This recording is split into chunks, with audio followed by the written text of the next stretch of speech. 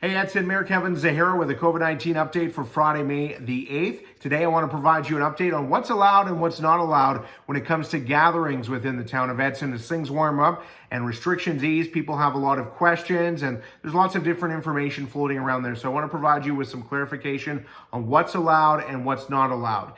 Town of Edson, public and spaces remain open, sports fields remain open, playgrounds remain open, but you have to make sure gatherings are under 10 people within Town of Edson public spaces and parks. You can have multiple gatherings. So in Centennial Park, you can have multiple gatherings of 10 people or less, but making sure you're having that 2-meter distance between people that are not from the same household. If you're utilizing playgrounds, your kids are utilizing Town of Edson playgrounds, which continue to remain open, make sure you're washing their hands before and after each use, making sure that they're not playing with other kids. That's really important. Make sure you're monitoring that and taking all the necessary precautions. Sports fields remain open, and it's really important to note, though, organized sports should not be happening because, of course, ball teams and organized sports usually have more than 15 people. Those are not allowed within the town of Edson, but passive play is allowed. So if you want to throw the ball with your kid,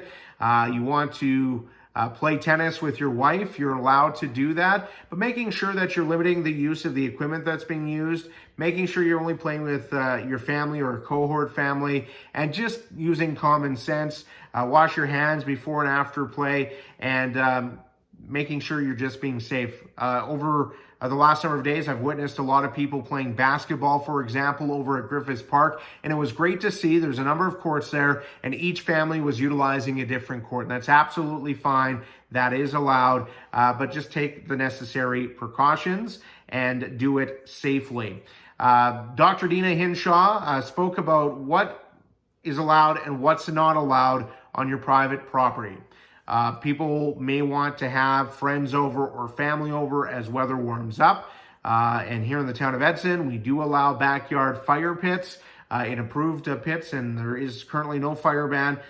So what is allowed and what's not allowed? Dr. Dina Hinshaw spoke about this, and she says that in your backyards, outside, you are allowed to have gatherings of under 15 people. So that includes friends or family, but making sure you're keeping that 2-meter distance between each household. And one thing she really recommends is that you do not share food and drink.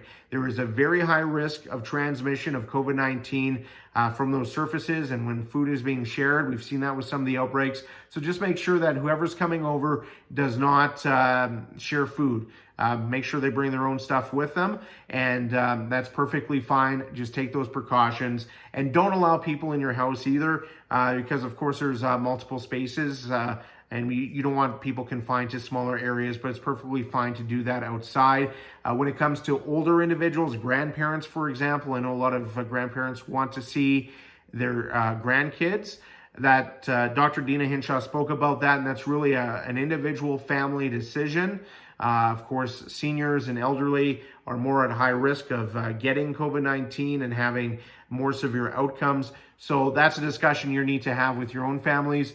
But if you do want to allow that, that's certainly allowed.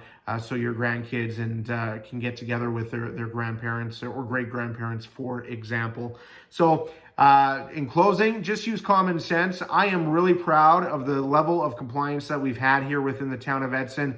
Edson, you've been working really hard to follow the rules.